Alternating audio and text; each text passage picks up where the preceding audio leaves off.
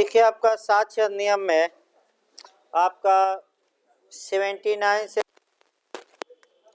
आपका बता दिया जाए, नए लोगों को धारा 56 से शुरुआत की गई है साक्ष्य नियम में। और जो लोग नए हैं आपका सिस्टम से जोड़ दिया जाएगा, उनको पुराने वीडियो भी मिल जाएंगे। यानी कि आपका जो क्रैश कोर्स चला है अब तक, पुराने वीडियो भी मिल जाएंगे। 79 से हमें शुरू करना है और इधर की धारा है आपका 79 से लेकर 90A तक प्री में 1 या 2 क्वेश्चन आता है। सतर्क रहना है, सेक्शन ज़्यादा याद करना पड़ेगा। 1 या 2 क्वेश्चन आपका इधर से आता है, ये भी सतर्क रहिए। इसके बाद 91 से लेकर 100 तक में 1 या 2 क्वेश्चन, यानी कि इधर से आपका क्वेश्चन आते रहते हैं। देखिए आपका पहले प्रिजम्पशन देखिए और उसी प्रिजम्पशन के आधार पर ये सेक्शन सब चलेंगे। आपका फिर एक कंसेप्ट बनाइए जो पूछा गया है। सामान्यतः प्रत्येक तथ्य को या तो मौखिक साक्ष्य द्वारा या दस्तावेजी साक्ष्य द्वारा साबित या प्रूफ या सिद्ध किया जाना आवश्यक है, लेकिन 3 ऐसी माने आपका प्रावधान है या 3 ऐसी बातें हैं जिसे न्यायालय में प्रूफ करना, बात न करिए भाई, सिद्ध करना आवश्यक नहीं है। और ये कई बार बताया जा चुका है, तीनों रट कर जाइएगा। पहला आपका हो गया न्यायिक अवेक्षणिक तथ्य धारा 56, दूसरा न्यायिक स्वीकृतियां धारा 58 और तीसरा प्रिजम्पशन यानी कि उपधारणाएं। तो उपधारण दस्तावेज संबंधी उपधारणा 79 से लेकर 90A तक और अन्य उपधारणा या प्रिजम्पशन 107 से लेकर 114A तक। तो इनको साबित करने की आवश्यकता नहीं है। तो फिर अगला क्वेश्चन, उपधारणा क्या होती है? तो अनुमान होता है जहां न्यायालय एक बात को देखकर दूसरी बात का अनुमान लगा सकता है। जैसे कि आप लोग इतनी संख्या में आए हुए हैं और आपका पढ़ रहे हैं, इससे एक अनुमान लगाया जा सकता है कि भाई समझ में आ रहा है तभी तो यहाँ पढ़ रहे हैं, नहीं आता समझ में तो क्यों आते। एक अनुमान कयास कहा जाता है भाई, मुस्लिम विधि में जो है ना, कयास लगाना, मापन करना, अनुमान लगाना। अनुमान आपका अगला क्वेश्चन, अनुमान फैक्ट का भी हो सकता है, लॉ का भी। तो अनुमान कितने प्रकार के, उपधारणाएं कितने प्रकार के, क्या मारेंगे? तथ्य के, यूपीजे और एपीओ का मॉडल है, तथ्य की, विधि की, दोनों, इनमें से कोई नहीं, क्या मारेंगे? और एक मॉडल बना है उपधारणाओं के प्रकार में, तथ्य की, विधि की, तथ्य और विधि की मिश्रित, उपर्युक्त सभी। तो आपका जवाब रहेगा उपर्युक्त सभी। लेकिन भारतीय साक्ष्य नियम की धारा 4 में उपधारणा शब्द को परिभाषित नहीं किया गया है। तो उपधारणा होती क्या है? अनुमान लगाना। तो 3 शब्दों को परिभाषित किया गया है। अब यहाँ पकड़ लीजिएगा, तथ्य की कौन उपधारणा है? या प्राकृतिक उपधारणा, स्वाभाविक, अस्वाभाविक या अप्राकृतिक, यानी कि विधि की उपधारणा। तो शब्द पहले 5 मिनट पकड़िए और इसी शब्दों को पूरा आपका चलना है। ध्यान से देखिए, एक क्वेश्चन और बता दिया जाए जो पूछा जाता है, उपधारणा क्या करती है? तो बर्डन ऑफ प्रूफ को शिफ्ट करती है। उपधारणा साक्ष्य होती है कि नहीं? मार दीजिएगा, साक्ष्य नहीं होती, बल्कि सबूत के भार को एक पक्षकार से केवल किस पर शिफ्ट कर देती है? दूसरे पर। यही मार कर आना है, पूछ ले कंसेप्चुअल क्वेश्चन। देखिए आपका अगर में प्रिज्यूम रहे शब्द कहीं भी उपधारणा कर सकेगा, ये याद रखिए। तो उपधारणा कर सकेगा, ये तथ्य की उपधारणा है, याद रखिए। शब्द में प्रिज्यूम, फैक्ट का प्रिजम्पशन है। अनुमान लगाने के लिए न्यायालय बाध्य नहीं है, बल्कि उसका क्या होता है? विवेकाधिकार। चाहे तो अनुमान लगाए और चाहे सबूत की क्या करे? मांग। यदि न्यायालय अनुमान लगा लिया तो वह अनुमान का खंडन किया जा सकता है, उसको रद्द किया जा सकता है, अर्थात अनुमान को आपका गलत साबित किया जा सकता है। एक अनुमान लगवाइए। देखिए आपका 114 धारा से हम उठा रहे हैं। एक व्यक्ति के पास चोरी के कुछ समय बाद चुराया हुआ माल बरामद होता है, तो इस तथ्य के आधार पर न्यायालय एक अनुमान लगा लिया है कि हो सकता है कि यह चोर हो या चोरी का माल जानते हुए खरीदा हो। इस अनुमान, चूंकि ये तथ्य की उपधारणा है, अतः इस अनुमान को काटा जा सकता है, खंडन किया जा सकता है। अभियुक्त ये साबित कर दे कि हम सद्भावना में कार्य किए थे, हम मार्केट से ये सामान खरीदे थे और पूरा दाम देकर, अतः हम चोरी का माल जानते हुए नहीं खरीदे हैं। तो ये अनुमान क्या हो जाएगा? खंडित। यानी कि तथ्य की उपधारणा सदैव खंडनीय होती है, सदैव काटा जा सकता है। विधि की उपधारणा पूछा गया एमपी में कितने प्रकार की? 2 प्रकार की, एक खंडनीय और एक अखंडनीय। गलत ना हो। मॉडल देखिए भाई आपका कैसे बना। विधि की उपधारणा होती है सदैव खंडनीय, सदैव अखंडनीय, कुछ में खंडनीय, कुछ में अखंडनीय, इनमें से कोई नहीं। तो विधि की उपधारणा कुछ में खंडनीय होती है और कुछ में अखंडनीय। विधि का अनुमान लगाने के लिए न्यायालय बाध्य होता है, तो धारा 4 में शब्द पकड़ना है जो ये शैल प्रिज्यूम है, अर्थात न्यायालय उपधारणा करेगा। और जो दूसरा शब्द है कंक्लूसिव प्रूफ या निश्चायक सबूत या अकाट्य तर्क कहिए या निर्विवाद प्रमाण, ये विधि की उपधारणा है, विधि के अनुमान है। और ये आपका कह सकते हैं कि जो आपका शैल प्रिज्यूम रहेगा, ये विधि की खंडनीय उपधारणा, और जो आपका दे दे कंक्लूसिव प्रूफ, ये विधि की अखंडनीय। तो आपका फिर याद रखिए कौन सी उपधारणा है ये पकड़ना है, और कौन सी उपधारणा करने के लिए न्यायालय बाध्य है? विधि की, यानी कि शैल प्रिज्यूम जहां आएगा, और कौन सा? Conclusive proof. और कंक्लूसिव प्रूफ यूपीजे में बना कि निश्चायक सबूत एविडेंस की किन धाराओं में है? तो 3 धाराएं, तो रट कर जाइए कौन कौन? 41, 112, 113। कौन कौन धारा? फिर रटिए 41, 112, 113। अब देखिए आपका 79 से लेकर और 90A तक आपका बेयर एक्ट पर एक काम करना है कि कौन तथ्यात्मक या स्वाभाविक या प्राकृतिक या तथ्य की उपधारणा है, और कौन विधि की, और किस धारा में किसके बारे में अनुमान लगाया जाता है। अगर 3 एंगल से आप पढ़ेंगे तो सबसे अच्छा तरीका ये है कि बेयर एक्ट मैं बता रहा हूँ और उसी पर आप लिखते रहिए। एक लाइन लिखवा भी दूंगा कौन सी उपधारणा है। तो आइए 79 से लेकर 90A तक किसके बारे में अनुमान लगाया जाता है? दस्तावेज। तो 79 देखिए, प्रमाणित प्रतियों के असली होने के बारे में उपधारणा, यानी कि परिकल्पना। भाई आपका परिकल्पना भी दिया था, इंग्लिश वर्जन याद रखिए, प्रिजम्पशन।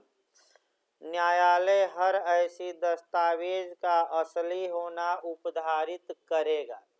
तो तुरंत पकड़िए, तो अभी बताया गया भाई, करेगा का मतलब कि 79 कौन सी उपधारणा है? तथ्य की कि विधि की?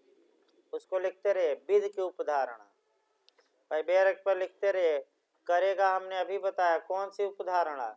विधि की। अब बताइए न्यायालय अनुमान लगाने के लिए बाध्य है करेगा में कि विवेकाधिकार? बाध्य। लेकिन ये विधि की उपधारणा सदैव खंडनीय है, अभी हमने बताया, इसीलिए बताया कि सब इसी पर चलेगा जो हमने पहले कंसेप्ट 5 मिनट में बनाया। और बताइए तो ये जो अब देखिए इसका भाई, अगर आपका किसी लोक दस्तावेज की प्रमाणित प्रति पेश की जाती है न्यायालय में, तो न्यायालय अनुमान करेगा कि ये प्रति सही है, देने वाला भी सही था, साइन भी सही है, उसकी मुद्रा भी सही है, माने सील भी सही है, लेकिन आपका ये चूंकि निश्चायक सबूत नहीं है तो दूसरा पक्षकार ये खंडन कर सकता है कि जो ओरिजिनल दस्तावेज में है, प्रमाणित कापी में, वो बात नहीं है। दूसरी बात है, तो क्या इस उपधारणा का खंडन किया जा सकता है कि नहीं किया जा सकता है? जैसे आयोग से आप कापी मांगे, आयोग दूसरे की कापी आपको भेज दिया प्रमाणित प्रति, तो आप खंडन कर सकते हैं। क्या खंडन कर सकते हैं कि हजूर ये हमारी कापी नहीं है बल्कि किसकी है, क्योंकि ये उपधारणा निश्चायक नहीं है बल्कि क्या है, खंडनीय। दूसरा देखिए 80, साक्ष्य के अभिलेख के तौर पर पेश की गई दस्तावेजों के बारे में उपधारणा। यहाँ आपका 164 से आपका मिलाकर क्वेश्चन बनता है। 164 देखिए अभी पढ़ाना है सीआरपीसी में। सीआरपीसी की धारा 164 में फिर आपका 54A को मिलाकर पढ़ सकते हैं। कई धाराएं हैं। अगर साक्ष्य लिया गया है और प्राधिकारी वह था प्राधिकृत कानून द्वारा और वह साक्ष्य या दस्तावेज न्यायालय में पेश किया जाता है तो न्यायालय उपधारणा करेगा। तो तुरंत याद रखिए ये भी धारा 80 भी कौन सी उपधारणा लिखते रहिए, विधि की खंडनी उपधारणा। 80 भी कौन सी उपधारणा हो गई, विधि की खंडनी। और इसको जोड़िएगा सीआरपीसी की धारा 164। हम एक लाइन बता देते हैं। देखिए भाई आपका 164 में बताइए क्या लिखा जाता है, कन्फेशन की स्टेटमेंट की दोनों, यानी कि संस्वीकृति की कथन की दोनों कौन लिखता है, कोई न्यायिक मजिस्ट्रेट या महानगर मजिस्ट्रेट, चाहे उस मामले में उसे अधिकारिता हो या न। किस दौरान लिखता है, यहाँ यूपीएपीओ बनाया, अन्वेषण के दौरान, तत्पश्चात जांच या विचारण के पूर्व, और लोग उपर्युक्त सभी मार दिए थे। अन्वेषण, जांच, विचारण, उपर्युक्त सभी नहीं मारना है। किसके दौरान, हाँ लेकिन एक शब्द घुमा सकता है बिहार में, देखिए एक शब्द, अन्वेषण के दौरान, तत्पश्चात जांच या विचारण के पूर्व, ये सही है क्योंकि संज्ञान से जांच शुरू होती है, मैं बताया था सीआरपीसी में, तो उससे पूर्व भी किया जा सकता है। तो आगे बताया जाएगा डिटेल में भाई, अभी पढ़ाना है, एक दो दिन धैर्य रखिए। 484 निपट जाए सीआरपीसी तो 2-3 चैप्टर जो छूटे हैं बड़े बड़े वहीं उठाए जाएंगे भाई। 2-3 दिन लगेगा बड़े बड़े चैप्टरों में एक लेक्चर, क्योंकि टेक्निकल क्वेश्चन ज़्यादा आएंगे इसीलिए छोड़ा भी गया है। अगला देखिए 80, तो जब आपका मान लीजिए कन्फेशन किया है मजिस्ट्रेट और वह कन्फेशन कोर्ट में पेश किया जाता है तो वह कोर्ट ये उपधारणा करेगा यह कन्फेशन सही था और सही ढंग से लिखा गया था। 80 के बाद 81, राजपत्रों, समाचार पत्रों, पार्लियामेंट के प्राइवेट एक्टों में जो बातें लिखी गई हैं उसका असली होना उपधारित करेगा। तो तुरंत याद रखिए ये भी कौन सी उपधारणा हो गई, करेगा में आ गया तो विधि की खंडनी की अखंडनी, खंडन लिखते रहिए। 81 भी विधि की उपधारणा खंडनी। 81 से कम क्वेश्चन बना है। 81A आ जाइए, इलेक्ट्रॉनिक रूप में राजपत्रों के बारे में उपधारणा, तो यहाँ भी करेगा और आपका एमपी ने बना चुका है। क्वेश्चन थोड़ा अंडरलाइन कर लीजिए, बिहार तो इधर से कम बनाता है लेकिन एमपी ज़्यादा बनाते हैं भाई। 81 है, इलेक्ट्रॉनिक रूप में राजपत्रों के बारे में उपधारणा, तो बस एक लाइन जानना है, बताइए विधि की उपधारणा है कि तथ्य की, तो करेगा रहेगा तो कौन सी, विधि की, और करेगा रहे तो सदैव विधि की वह उपधारणा कैसी होगी, खंडनी। और जहाँ निश्चायक सबूत आ जाएगा वहाँ विधि की कौन सी उपधारणा होगी, अखंडनी। और अखंडनी कितनी धाराओं में अभी रटवाया गया, 3, फिर रटिए कौन कौन धारा है, 41, 112, 113 बता जाएगा। 112 जैसे ही आएगी तीनों धारा एक साथ हम बता देंगे। इसके बाद आइए यहाँ भी 81 है, बस एक लाइन याद रखना है प्री के लिए। आपका इलेक्ट्रॉनिक रूप में राजपत्रों के बारे में उपधारणा, जैसे ही आप देख ही रहे नेट पर आ जा रहा है हर एक चीज़, अब कौन भेज रहा है डाक से, नेट पर आ जा रहा है तो अनुमान लगा लिया जाएगा कि ये सब सही हैं जो नेट पर दिया है। जैसे कि फर्जी भी लोग भेजते हैं, तो जब तक कि साइट पर चेक न कर लीजिए, आपका कह सकते हैं कि गलती होने की संभावना रहती है। साइट पर रहे तभी सही मानिए। अगला ये धारा 82 छोड़ दीजिएगा। आपका 83 सरकार के प्राधिकार द्वारा बनाए गए मानचित्रों या रेखाओं के बारे में उपधारणा। तो क्या उपधारणा की जाएगी कि सरकार के प्राधिकारी ने या सरकार ने जो गांव का और नगर का नक्शा बनाया इत्यादि, वह सही है कि गलत? सही। तो उपधारणा की जा सकेगी कि की जाएगी? तो की जाए मतलब कि की जाएगी मतलब विधि की उपधारणा की, तथ्य की, विधि की, खंडनी की अखंडनी, खंडनी।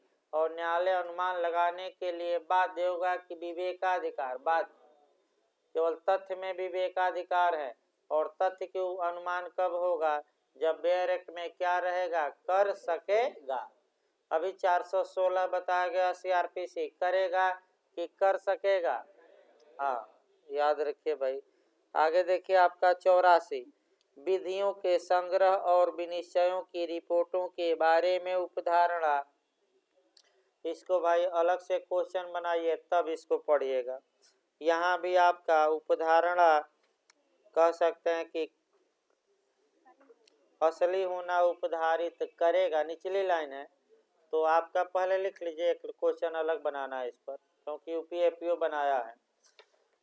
यानी कि जो ये एआईआर में बातें छपी हैं या सरकार जो अपना छापती हैं, सरकारी माने पेपर या सरकारी किताब सरकार के प्राधिकार से, या जो एआईआर में बातें छपी हैं, ये न्यायालय मान कर चलेगा पेश करने पर कि ये बातें सही है।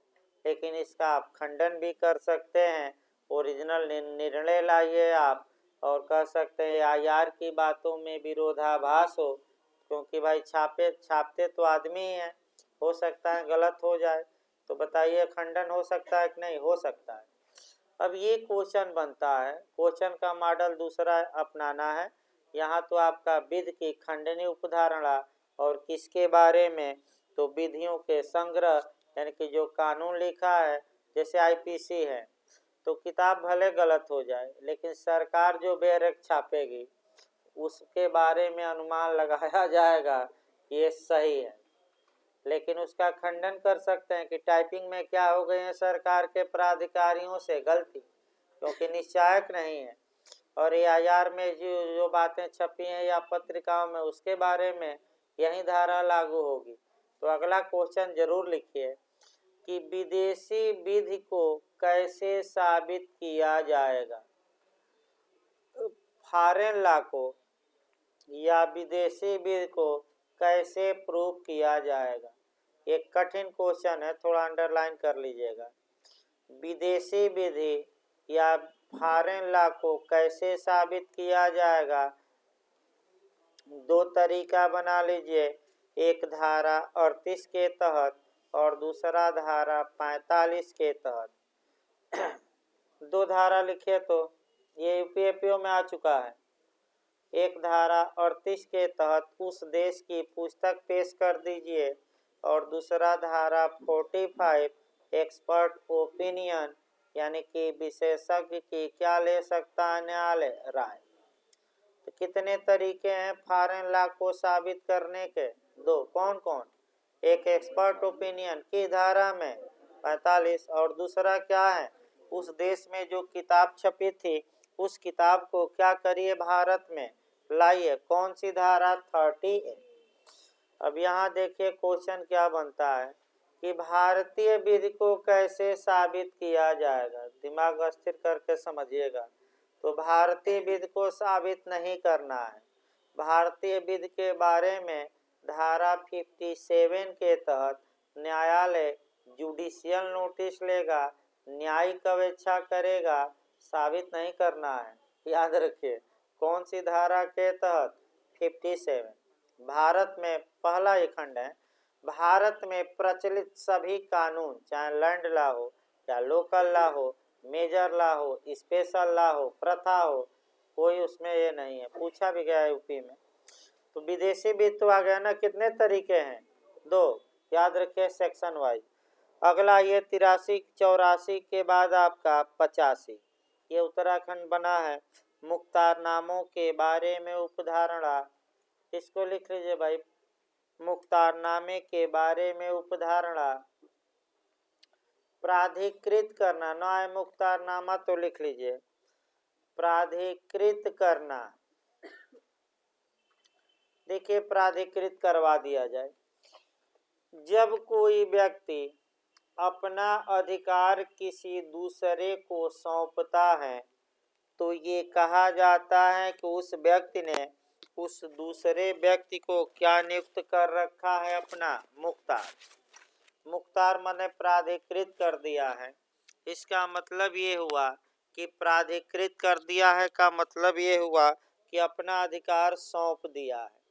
तो दूसरा आदमी को अधिकार, हाँ, मुख्तारनामा जो होता है वह रजिस्टर्ड है और माने पंजीकृत है, रजिस्ट्रार के हैं, तो ये माना जाएगा कि ये मुख्तारनामा दिया गया था।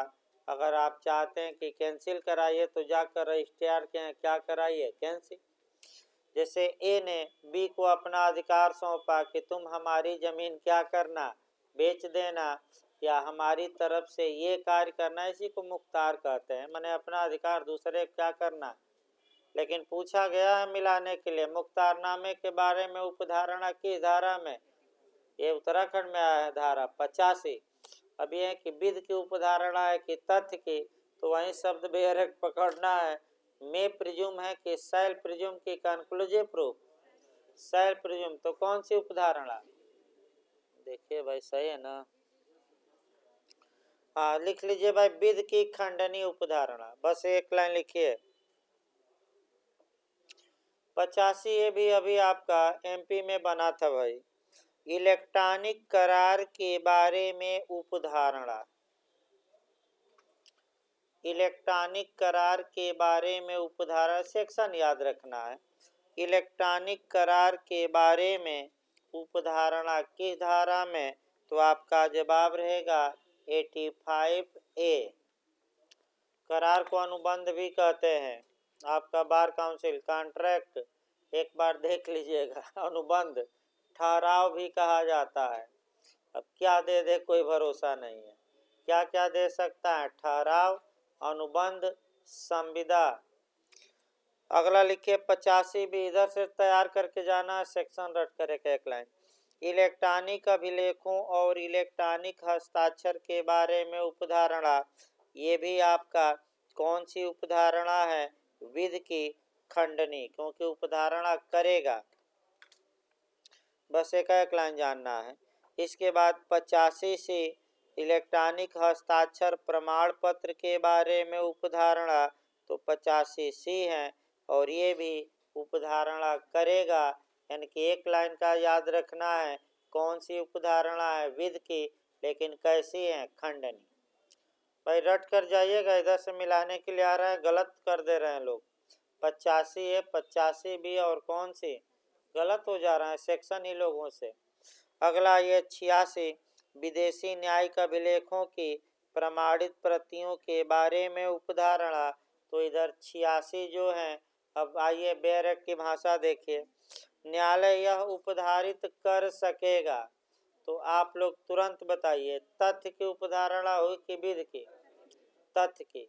और खंडनी की अखंडनी? खंडनी नहीं, तथ्य की उपधारणा सदैव खंडनी, सदैव खंडनी। और न्यायालय सबूत की मांग कर सकता है और उपधारणा करने से इनकार कर सकता है, यानी कि तथ्य की उपधारणा में अनुमान लगाना न्यायालय का क्या होता है? विवेकाधिकार।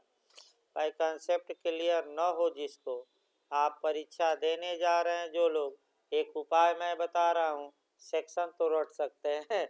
जो ये लिखवाया जाए तथ्य की उपधारणा विध की, ये तो रट्टा मारिए, न समझ में आए तो, न समझ में आए तो कुछ रट्टा मारिए इस समय 10-12 दिन में, और क्या भाई जो लोग जा रहे हैं। देखिए आपका 86 आपका ये लिख लीजिए, तथ्य की उपधारणा है सदैव खंडनी। 86 में कौन सी उपधारणा है? तथ्य की और सदैव खंडनी।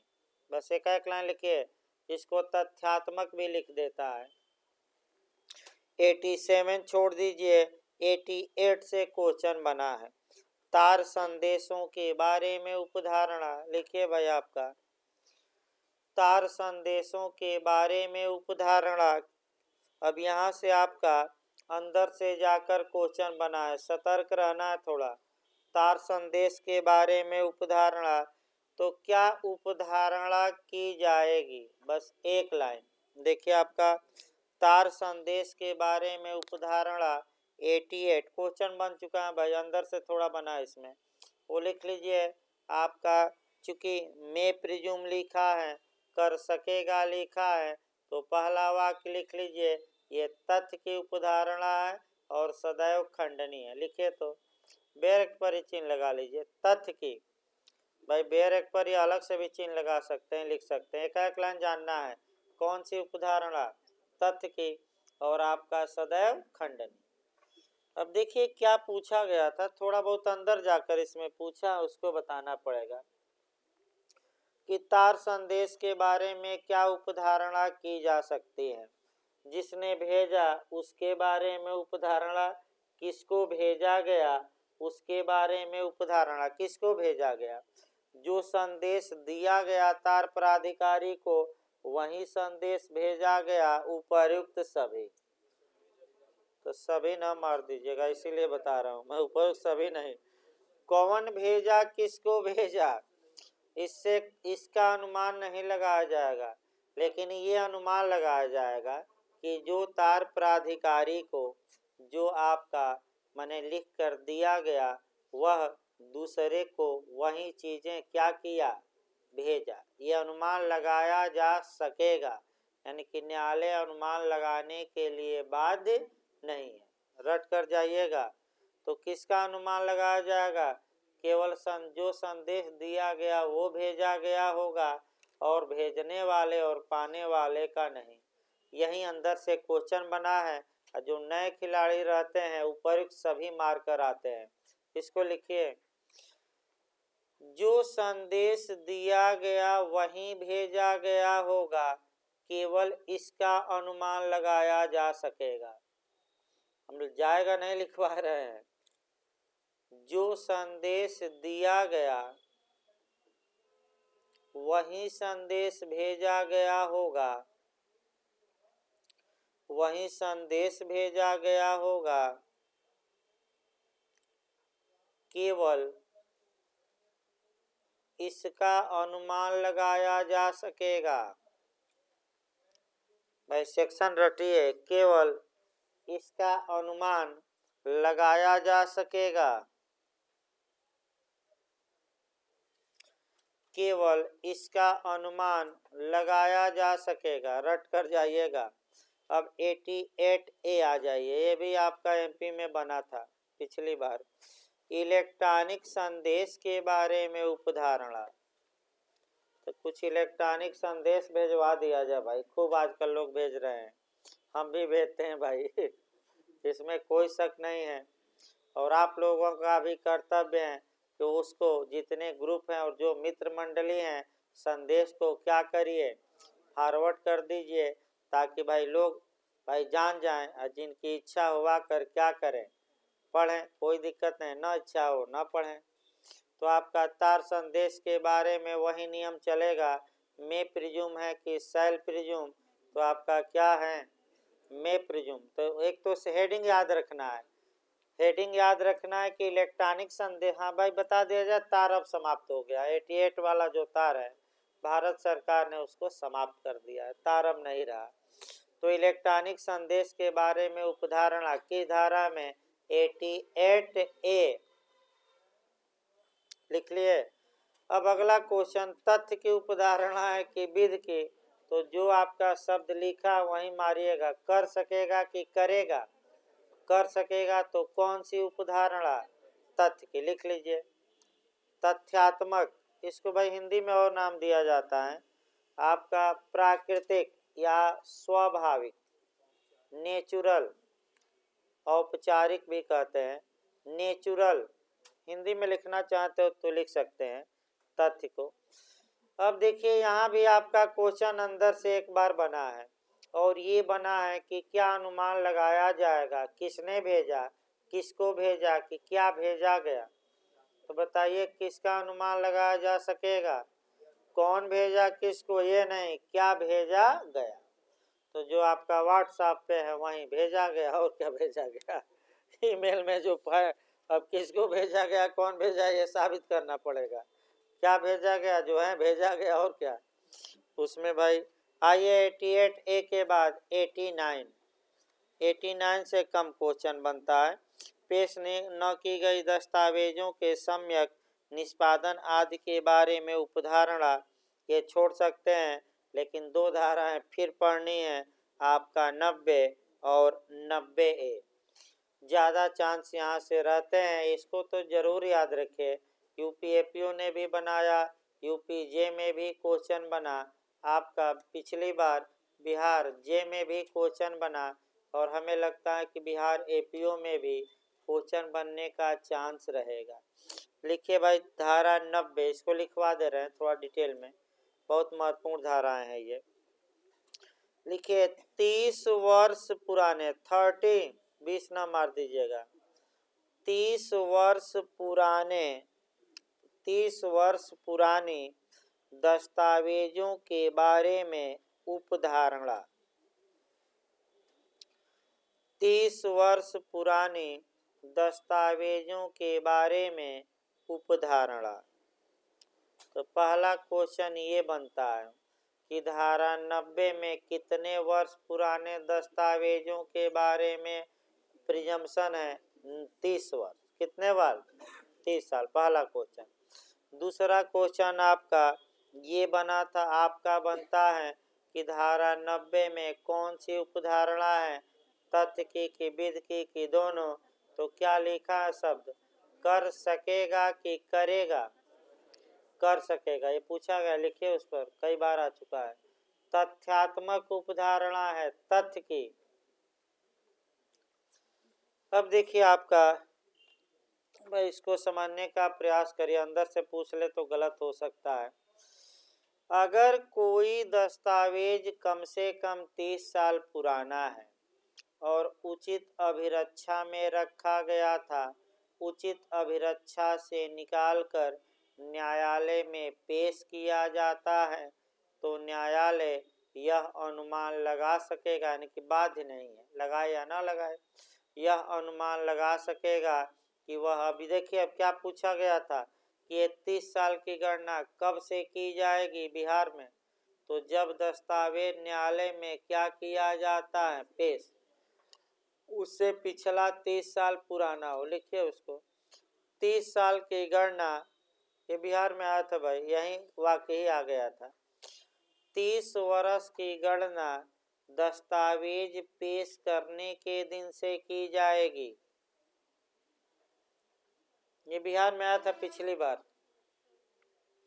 दस्तावेज न्यायालय में पेश करने, लिखेंगे पूरा तो लिख लीजिए, न्यायालय में पेश करने की तिथि से की जाएगी। अब देखिए एक बार जो आपका क्वेश्चन एमपी ने थोड़ा कठिन बना दिया कि क्या उपधारणा की जा सकेगी। अब उसको लिखवाएंगे नहीं, उसको दिमाग में बैठाना पड़ेगा। दस्तावेज सही है, की जाएगी, की जा सके कि नहीं की जा सके। दस्तावेज उचित रूप से लिखा गया था, की जा सकेगी कि नहीं की जाएगी। और दस्तावेज अनुप्रमाणित और निष्पादित था, और अंत में मार दे उपर्युक्त सभी, तो मार कर आइएगा उपर्युक्त सभी, यानी कि सही भी था, अनुप्रमाणित भी, अटेस्टेड भी हुआ था, आपका सही भी था, लेकिन दस्तावेज कहाँ रखा गया हो,